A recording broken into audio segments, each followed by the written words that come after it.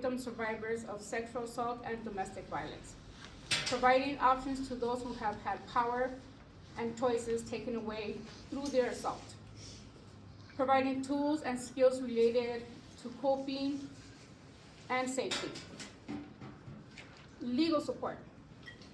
We work with the prosecutors here in the Leyte County and also with the Whitman County. We have a really good relationship with Moscow Police Department, Pullman Police Department, and the local Sheriff's Department.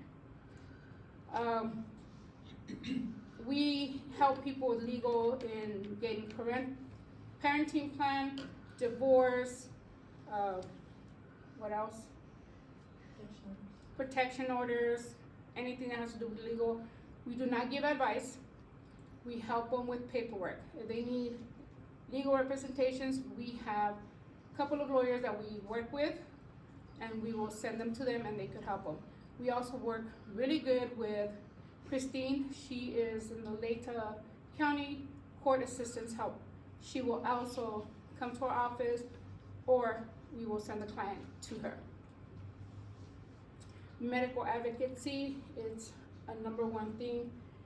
If it's on a weekend or after hours, we'll get a call from the hospital saying, hey, we have somebody that has been sexually assaulted or been through domestic violence. We go as advocates. We're there for support, emotional support. When it comes to having a SANE exam on them, when they have been victims of rape, we're there with them, right there to hold their hands and to help them process of what's going on. We have a confidential shelter. We help men, women, and children who are fleeing from their abusers. They come to us and we will provide shelter. If our shelter is full, then what we do is we'll give them a hotel vouchers until the next business day that we can go and sit down and talk to them. Shelter services include case management, emotional support, education referrals to the area agency, clothing, food, transportation, assistance, and child advocacy. It's a 30-day limit to shelter to stay, with some exceptions. We will help them find local housing. If those 30 days exceed and they don't have a place still to live, we will have a meeting and we will try to extend their stay. Yes? Would you keep them? Thank you. Perfect, sorry. Yeah, because when you turn your head away from the microphone. Perfect, sorry about that. Oh, let me know. Support group. I run a support group for domestic violence, okay? I have it every Tuesdays for 8 weeks, okay? The hours are between 5 to 5:30. I like to give them a little snack, a little lunch, a little dinner, and then we could just mingle and talk.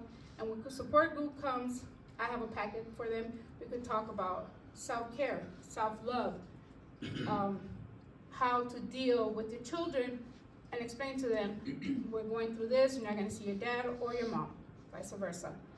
I like to call it a stepping stone, because you're leaving this abuser and you're trying to be safe. So I try to help the women. I do help men as well, but in my support group right now, I have 10 women, and in total, 13 kids. And we do have child advocacy. It's a total different room. We separate the kids with the mothers, okay? It's total confidentiality. My support group is an open support group. They're free to talk. They're free to say whatever they want. You're not gonna get judged. Nobody is there to, oh, why didn't you stay with them? We don't take that. Everybody's free. We're here to help you. And then the children can receive advocacy during the support group with parental consent. Anytime we work with minors, we have to have a parental consent, otherwise than that, we cannot work with the children. Do you guys have any questions on support group? Yes? How do you advocate with children? What would you do? What would a child's need be? Kind of walk through that. So we have children that are struggling with that. So we have an advocate who do activities with them. Well, if they're going through court, we'll explain to them, this is what's gonna happen in court. We have coloring books that explain step by step how that works, how you're gonna see a judge, how you're gonna talk to a lawyer, somebody. We do have one-on-one with the kids as well. So we prepare the children as well. Because some kids might say, why is my mommy not with my daddy? Why are we living in a shelter? When do we come back? We will try to explain that to them. Because sometimes the parents can't do that, so that's when we come in and we advocate for the mother as for the child. Do you want anything? Okay. Information and referrals, okay? Providing information and referrals on sexual assault and domestic violence. Providing referrals to the community resources, including housing, legal resources, financial resources, basic needs, education, children assistance, and it goes on. Referrals tailored to each client's need. Providing referrals to domestic violence and sexual assault program in other areas at state. An example, we have a woman that lives in the Leyte area, but he or she wants to move to California. What we would do is we would call the local resources in California, we will connect them to them, and they could talk about it. We're not gonna say, okay, here's a bus ticket, goodbye, see you later. No, we will try to work with them in getting other resources for them out there. And then if they don't have any money, we will provide them with a bus ticket, a gas card, and a food card for their transportation as well. Any questions on that? Oh, great. Next, community education. I love doing outreaches to the community. I love it. I love going to tabling like the Moscow Fair. I love going there because you meet new people. The farmer's market, I love it. Sometimes it's really cold, but I like it because I like to put my table where the little kids are. Because I like to give little kids little stuff, good stuff, squishy toys and things like that. So the parents come, they're like, what are you guys about? And then I explain to them about our services. When I started working here, there was a lot of people who didn't know what ATVP was about. Now they do. Now they do, and I like that. We haven't done it, but we also go to the high schools and we talk to the teens about teen dating, teen violence, and things like that. To the University of Idaho, when I do my outreaches there, we take them like sexual education things, clinics, and things like that. Technology, safety training include issues surrounding technology, aided victimization. Cyberbullying is one thing. That's a big thing right now. Identity theft, we will also help somebody if they've been through that. Crime Victim Services Center, we deal with human trafficking, identity theft, crash caused by a DUI, kidnapping or missing persons, property crime, robbery, assault, hate crimes, elder abuse, child abuse, and vehicle manslaughter. If you want to become a volunteer, there is a class. It's a 40-hour training class. You have to pass a background check and all that good stuff. We just don't have anybody come out and say, hey, I want to be a volunteer. All right, here's the phone. No, it's a process that we have to go through. Even as us, I started as a volunteer. I moved from California 7 years ago. Like, what am I gonna do? There's nothing to do here. So what did I do? I started volunteering. 3 months after I started volunteering, I became the domestic violence advocate. And now I am the lead supervisor for the Moscow office. Now, I have help. Before I didn't because we were short-staffed, but now I do. Yay. She helped a lot, believe me. Yes. Will you talk more about the volunteering later? Yes. Yeah. All right. That is my slide for there. I wanna talk about, our services, about our 24-hour hotline service. Saying it's 6 o'clock and we get a call.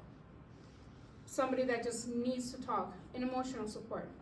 We have professionals who will talk to them. We never give advice, but we're always there to give them resources, anything, and we're just, some people just wanna call and say, hey, I got triggered because I smelled somebody's cologne and that reminded me of my ex.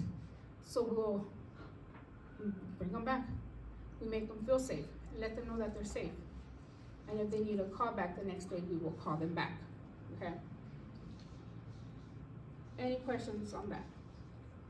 Do you guys have any questions for me? What kind of continuing education do you receive, as you continue to work in this field? We have training. I used to work in California in peace over violence, so I have experience. I went to school in California. When I moved here, it's a whole different thing, classes that we have to take.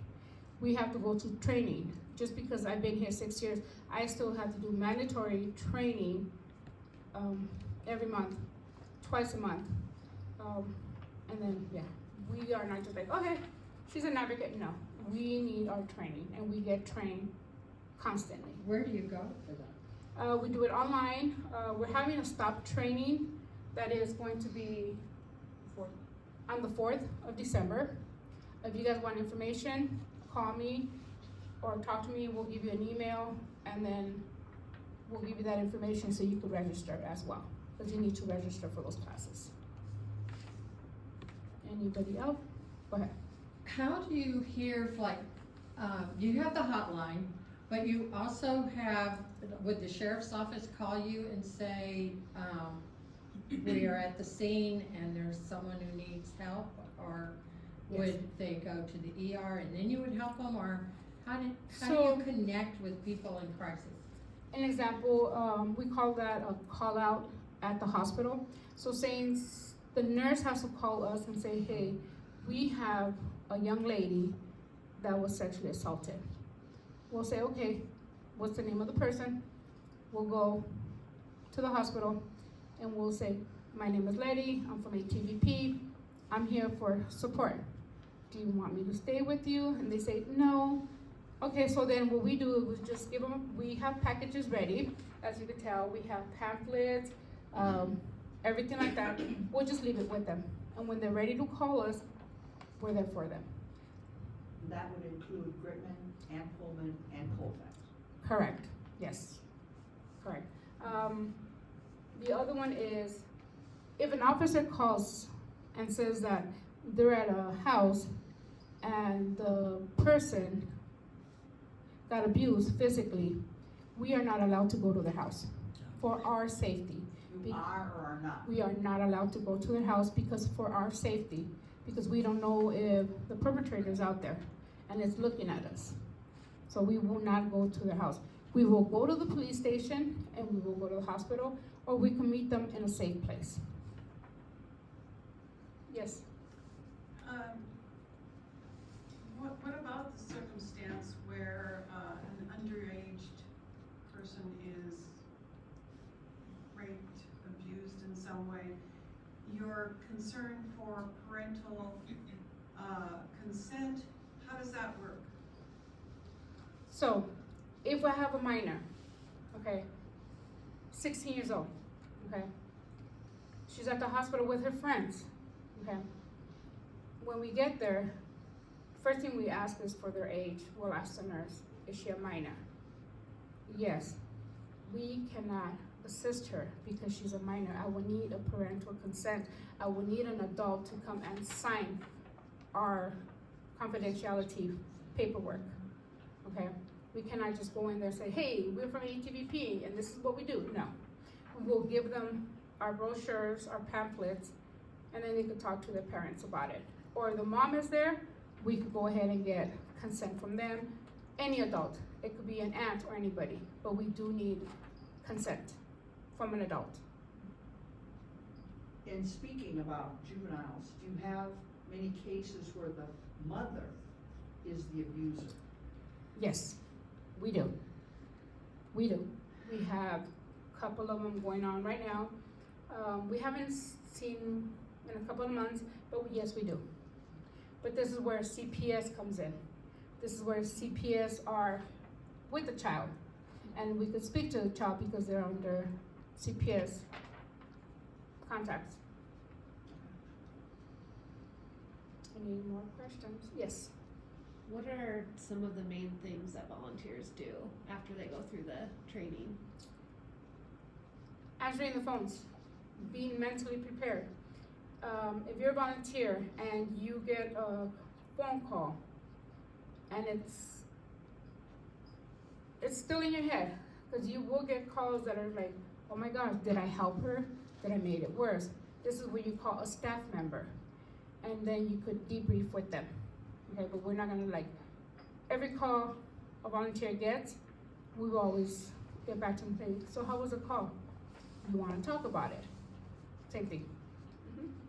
We definitely debrief with them, because sometimes, some of the calls that we get are very intense, and sometimes we as advocates, we have to talk about it. We have to talk to our supervisors about it, because you don't want that in your head. You want to be able to leave that. Once you hang up the call, you leave that, because if not, it's gonna come back to you, it's gonna haunt you for a bit, and we don't want that. We don't want anybody to get burned out. Yes? So when you're talking about volunteer training and stop training, are they both the same thing or are they two different? No, they're two different things. So what is stop training? Stop training is when we get the law enforcement involved, and the prosecutors and the attorneys, and we get them into one room, and we'll try to explain to them what ATVP does, how they could help us, and how we could help them. And it's an intense training that they go through. And stop training is on the 4th of December? Yes, So you wanna do volunteer training before you would do stop training? yes, our volunteers who we have to do a thorough background check before they could be a volunteer. It's a process that they have to go through. So stop is like a second level. A third level, yes. I would say a third level. Any questions? Mom, I'm here. Throw it at me. I'm good.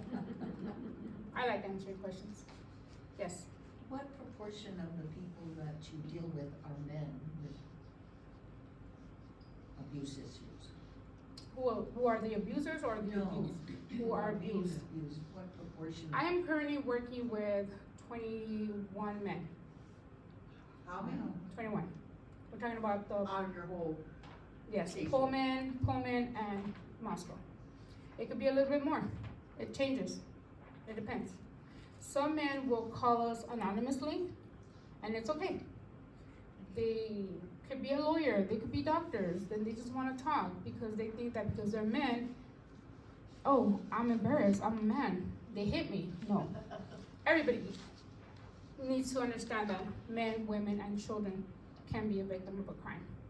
It does not matter if you're a man, if you're a lawyer, a doctor, it does not matter. We're here to help anybody. Yes? So you need a signature if a child is involved, but then if it's the mother, you said something about aunts and other adults? Yes, so an aunt could sign, or whoever has legal custody of the child at that time. Has to be legal custody. Yes, or it could be a CPS worker. CPS workers, we work really good with the CPS workers and they'll let us know. We had one that was a tiny baby, not even 3 weeks old. And we had CPS get involved. And that's how we could work with the mother and the child. Just because the mother is the abuser, we still want to give the mother assistance. We're not like, okay, you're the bad parent, we're not gonna help you. No, we will work with the parent and the child, if it's a baby. How many people at a time currently are you working with? Wow.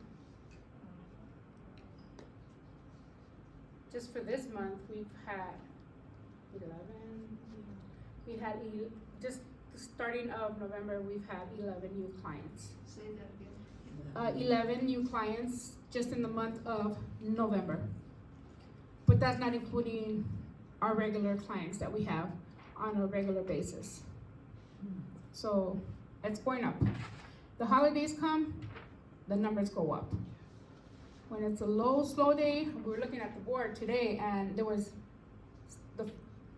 2 months ago, September, we had 4 new clients, but that's not including the clients that we work with.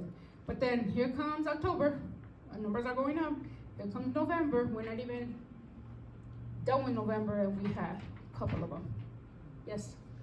Is there some agency that you report directly to, as in somebody at the state level, et cetera? It depends on the situation. We're mandated reporters, so we have to report CPS, Adult Protective Services. We report to our supervisors, and then they're the ones who tell us, go ahead and refer them here. We work with the Layton County office. We also work with the Layton Recovery Center. We work with Access Point for housing, homelessness, Family Promise. We are a community, so we try to help each other out. And your superior, your office that you report to, where are they located? They're in Pullman. They're in the Gladish office. Her name is Maria Ramos. She's our new executive director. This is a stupid question. CPS, now what does that stand for? Or Child Child Protective Protective Services? Correct, Child Protective Services, yes. And then we have also the Adult Protective Services for seniors or adults who are disabled. Because we do have a couple. Where do you get your funding? Our fundings come through our community. The community supports us and they donate to us. And then we also have board members that help us as well. So mainly our fundings come through donations. That's how we are, because of donations, kind people who work with the communities, yes. Do you get grants or federal funding at all? Yes, I was gonna say that, Okay. but then I thought she was gonna ask me a question, but no. We also do grant writings. And that would be Katisha and Maria. Sometimes us as advocates, we also do that, yes. Grant writing is our number one as well. We got some emailed questions about donating phones that people could use to like call Yes. 911. Could you talk about how Yes. that works? So mainly is people will donate used phones or phones that are no longer in use for them. So they donate it to us and we could give it to a client so they could call 911. Because even if a phone has no service, they still could call 911, okay? But if a client needs a phone, we will provide them a phone. You know, we'll go to Walmart and get them a phone with some minutes. But sometimes they don't want a phone, they just want a phone that my partner is looking at is, oh, that phone doesn't work, she can't do anything about it, not knowing that you do call 911 with it. So that's a smart one right there. How many staff are on the staff in the whole area? So we have 8 staff members in Pullman. Right now, we only have 2, going on 3 on the 18th in Moscow. Yes. I was 8 and 3. Mhm. Yes, I was doing Moscow for a couple of months all by myself. I survived. And then Nicole came in and she's a big help. Oh, yeah. Oh yes. Now I could go Monday, have my surgery. Now that I'm like, okay, she's my right hand now. She could do this. Yeah. But I'm still gonna be in touch. But yeah. So yeah, so we have 8 and 3. Yes. Do you find a difference between Moscow and Pullman? Like, does one have more problems than the other one? I mean, No, it's the about same. It's about the same. They deal more with general crime. Here's more domestic violence, sexual assault. Students, U of I students, when the students leave, our numbers go down. The students come back, whoop, the numbers go up. So yeah, it depends on the season. Like I cite the season. Yes. Do we have much trafficking of children? In Pullman, we have more. Moscow, not that much. More human trafficking. That's what I mean, yeah. For children, not a lot, but for human, women trafficking, and men, yes. Wow. We have men that are being sex trafficked, and they come from different places, yes, so we do. We have men, children, and women. Do you hear from them directly? Sometimes, yes. Yes. Sometimes, yes. Sometimes, a friend of a friend calls for them. So we refer them to places, but we always ask them, have your friend give us a call. It could be anonymous. We won't ask any questions, we won't ask where they're from. We just wanna talk to them, wanna hear their voices, make sure that they're okay, making sure that they're getting the right information from us. And because if you tell a friend this way, they're gonna turn around and say it another way. So it's better for us to talk. And if they're 18 or over, they don't need a parent? No. But we do let them know that we are mandated reporters and that we would have to report if they tell me, oh, you know what? I just got sexually assaulted by my dad. You know, we have to report it. You know, the way they could report is they could do it on their own, or they could come into our office and we will be right there with them, making that call with them. What Or- if it's anonymous? If it's once they say they're anonymous, sometimes they'll feel confident and they'll give us their name. Sometimes they'll just, okay, if you don't wanna give me your information, this is a place that you could call. Feel free to call them. And after you talk to them, call us back. And then we could chit chat about how they went, how did it go?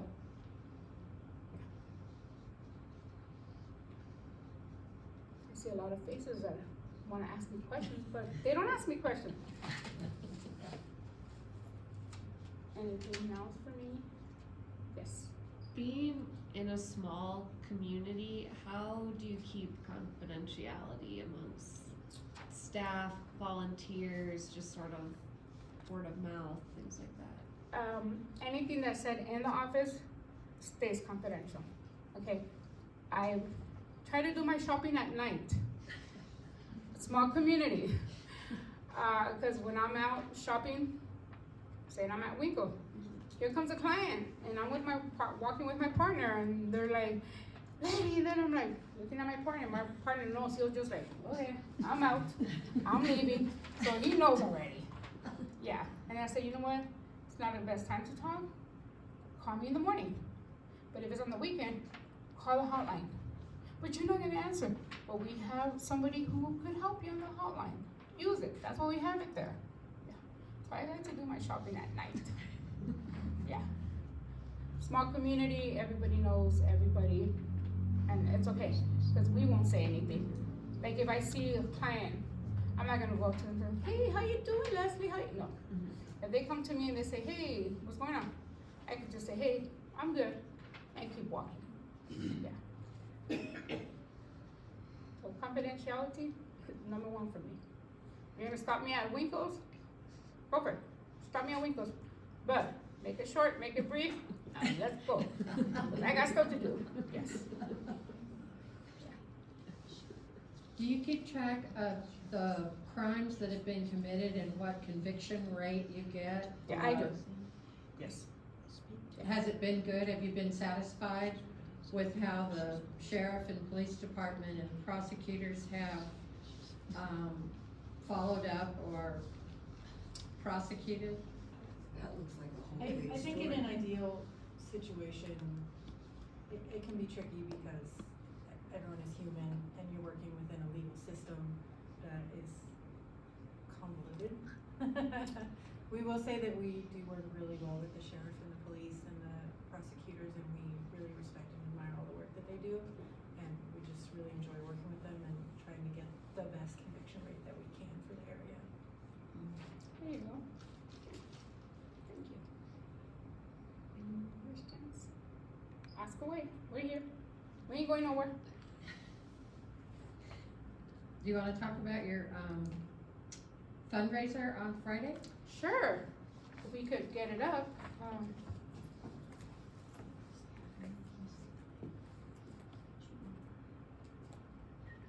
how do I get it back up here, Nicole? Okay.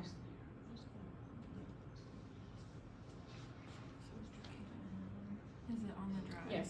Okay, where's the drive? Where's it going? There you go. Oh, there it is.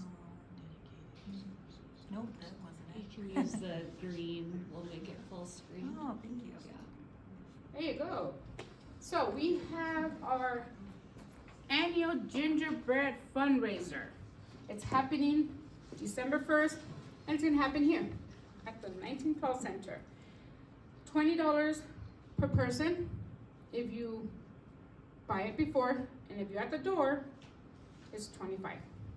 We're gonna have snacks, drinks.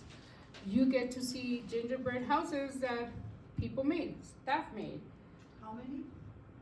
It's $20. No, how many gingerbread houses? Right now, I would say we have like 9, 10 gingerbread houses. And people go around the tables and have anybody been to our gingerbread house funding? How is it? It's fun. It's fun because you get to meet people. There's raffles going on. You get to meet the advocates. We provide child advocacy, and I'll be doing that. And I love little kids because I like to give them sugar. Send them home with their mothers or with the fathers. So yeah, it's this Friday, the 1st, and it's gonna be here. We're gonna have live music, and you get to see how beautiful the gingerbreads are, how much time the advocates, the people, and you guys get to bet on it. And if you win on that bet, you take that gingerbread home with you guys. It's very good. We didn't do it 2 years because of COVID. We stopped, but we decided to do it again. You know, hopefully we get people to come in and join us. So that's our gingerbread house going on, fundraiser going on.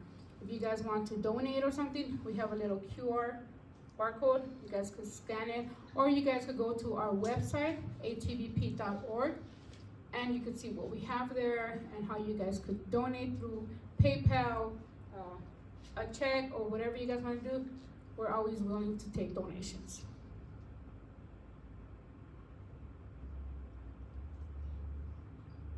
Come on, up here.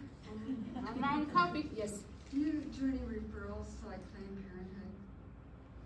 For, We like, in Idaho, sexual no.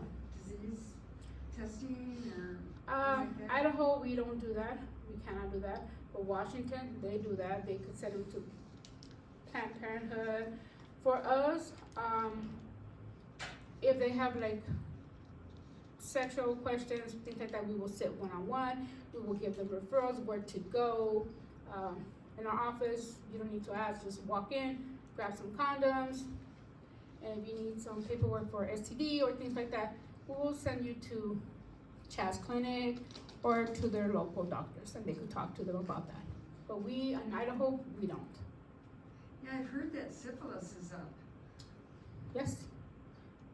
That's because no condoms are wearing. Yeah.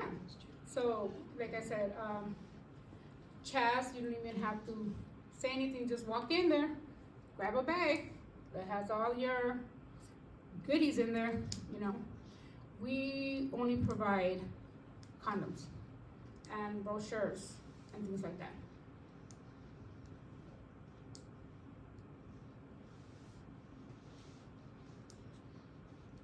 Mhm. Okay, yes. You were gonna say something more about the actual training, 40 hours, what happens? Yes, so to become a volunteer trainer, volunteer trainee, you have to take a 40-hour class, okay? That will be talked about, how to deal with a phone call, how to refer people, how to listen, and all that good stuff to become a better advocate. Because they could be advocates, they could be training. Sometimes we, as advocates, we have no volunteers, so what we do is we take the phones as well. we're on call 24 hours, 7 days. Holidays, no holidays, we're always on call, okay? Say an example, I have no volunteers. I take the phones home with me and I'm on call from 5 o'clock till 8:30 the next day. If I have a call out, I myself will go. But if they're volunteers, they cannot go to a call out. That's when we come in. We as an advocate, we go to the call out, not the volunteers. Yes? Considering that the laws are different in Idaho and Washington, is the training different if you're going, No, because, it's no training on answering the phones. They will train you and everything.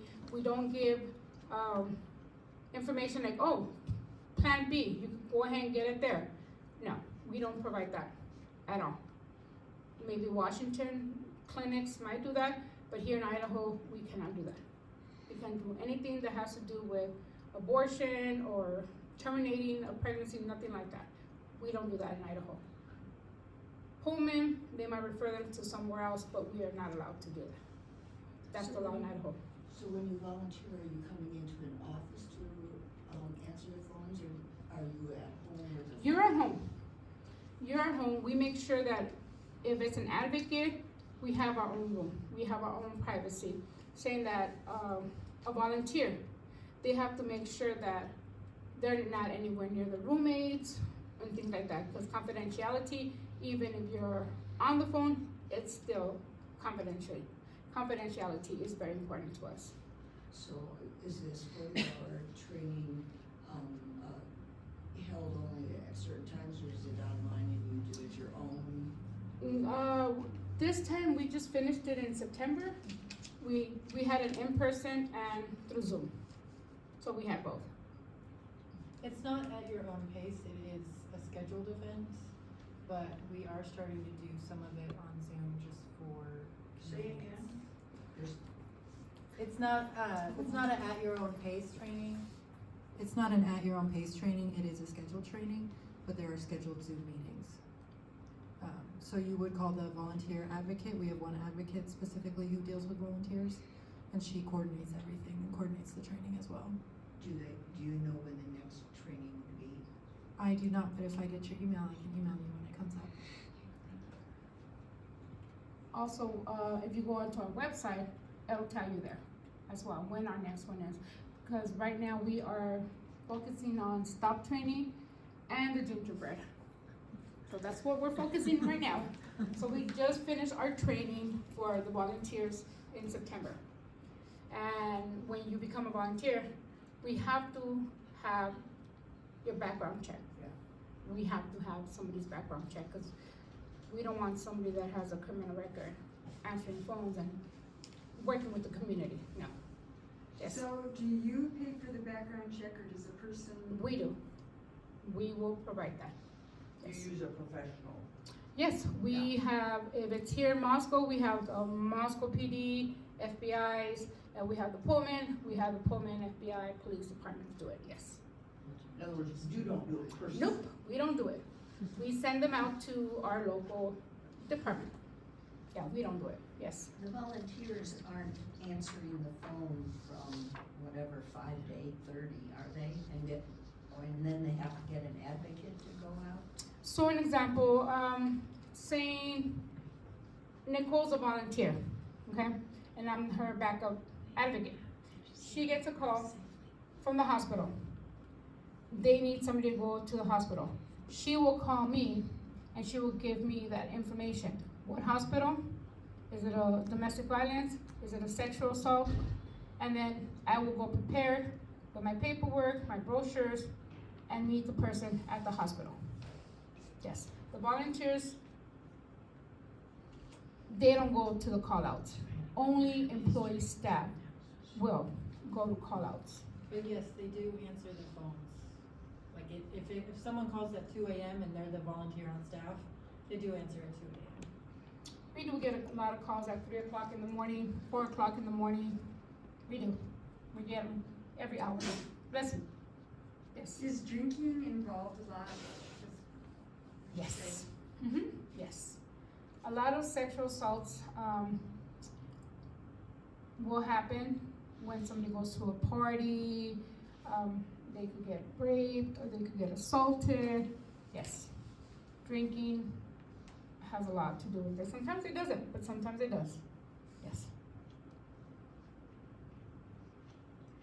On, our local LGBTQ community, is there, any significance in your numbers with that group in our community? Last year, yes. This year is a little bit lower. You know, we don't discriminate. We'll ask when we're doing the paperwork, the intake, you know, how do you identify yourself as? Because we respect that. We don't discriminate anybody, but it's in the middles. It's the same as domestic violence. General population? General population thing, yes. Proportionate? Yes. Go ahead. Is there, for volunteers, what's the expectation for the number of hours a week, or like how long, how many times a week you're on the phone, or is there any sort of? Volunteer for that. You could volunteer, you could do it, I believe it's 30 hours per week. And if you wanna go over or something, you know, we'll talk to Jenny about, yeah. If you wanna That's not volunteer an more, expectation. yeah, though. That's like a what you wanna do. yeah.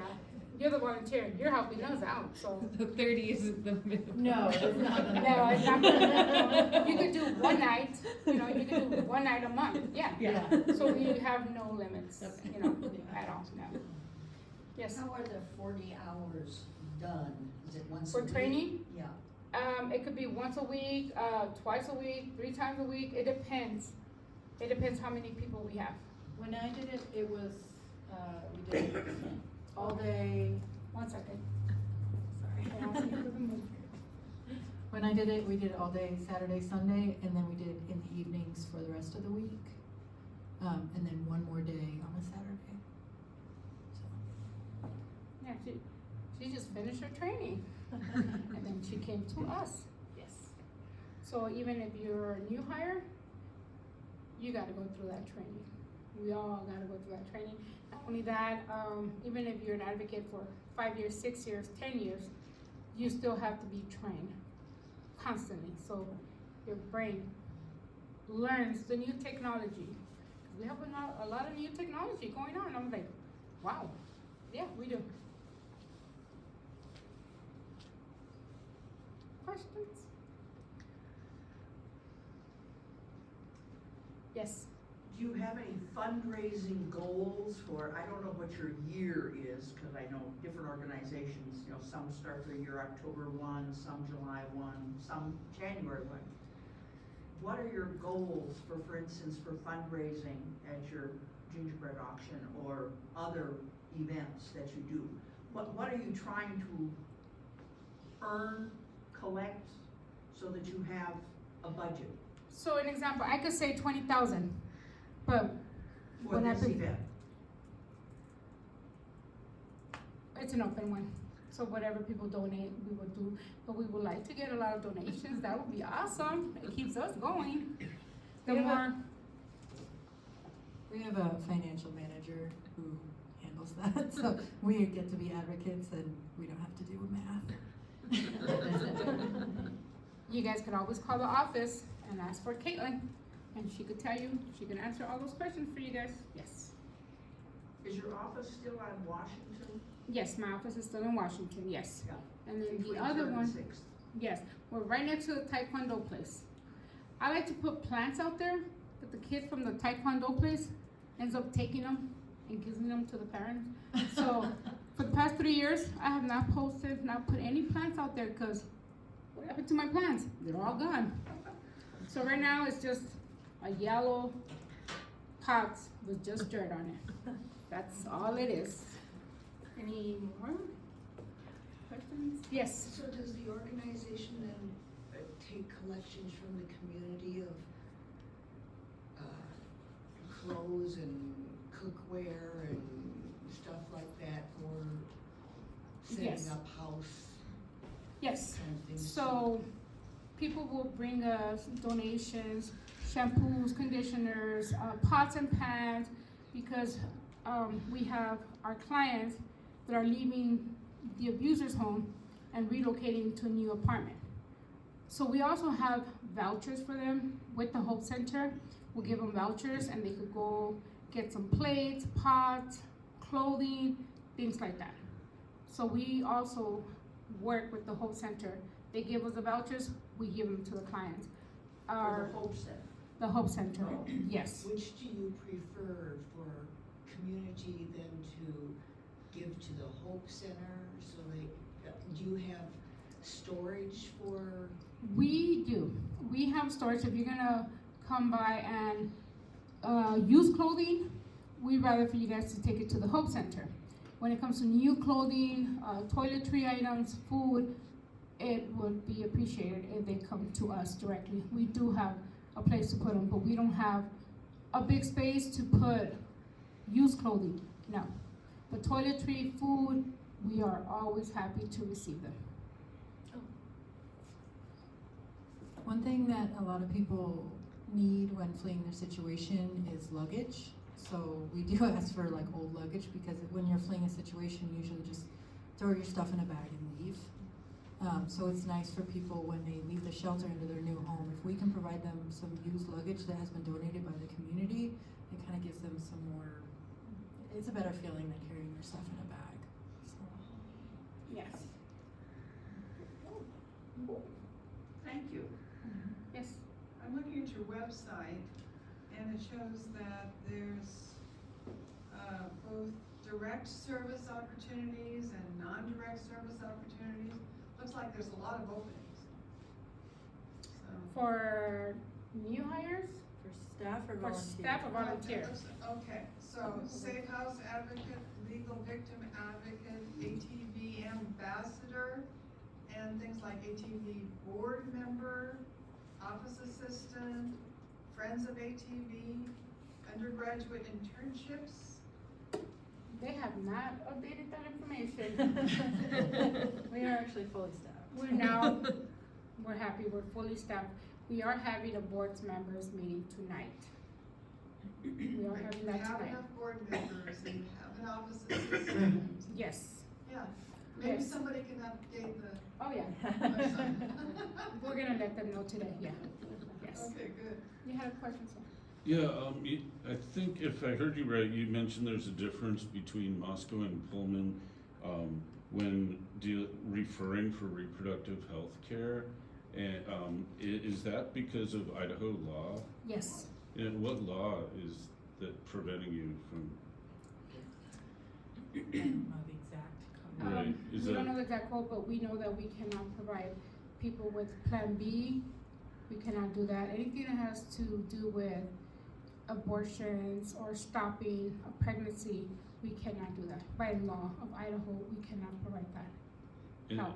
and how does that play out with referring over the phone if somebody calls from Idaho to your Pullman? We would refer them to their doctors. So it's where the person is from? Yes. Yes.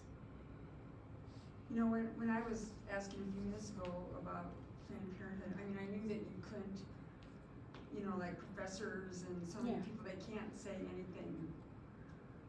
But I was thinking more for, being tested for STDs and. That's part of the SANE exam as That's, well. yes. Mm-hmm. So the SANE exam is the sexual assault forensic exam done in the hospital. And during that, they do provide, they offer STD prevention methods. That's good. Sorry. But it's saying an example, somebody comes, you know, a client, and she's married, and she's like, I think I might have HIV, I might have a STD, what do I do? All we could do is refer them to the doctors. If they don't have a doctor, we refer them to the child's clinic, because that's a scale fee. Sometimes you pay money, sometimes you don't, depends on your financial needs. But definitely we would refer them, hey, go to your local doctor or go to the child's clinic. They will help you. But for us, we can't say, go to Planned Parenthood. We're not allowed to say that because of the law. Washington law is different. They could say that. Washington and Idaho is total different. Yeah.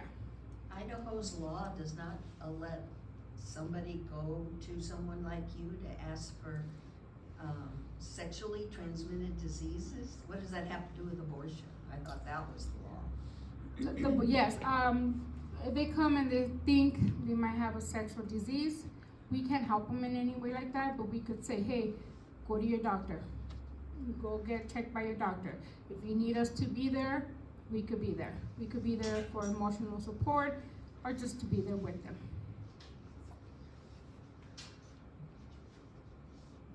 Back to you, Henriette. There you go. All right. Are there any other questions today? Any more questions? For Letty?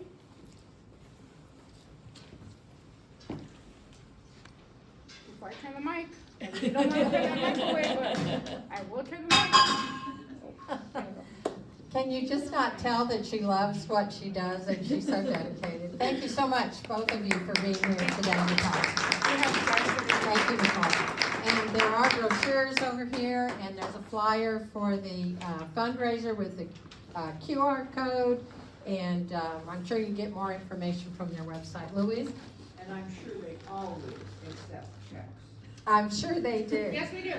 I am going to put a quick plug in for our next speaker series, and that will be held on the 6th of December, and it will be talking about Idaho's Health and Welfare Department changing how they provide mental health services for people in the state of Idaho. So be sure and watch for that flyer coming out from Joan. Zoom or in person?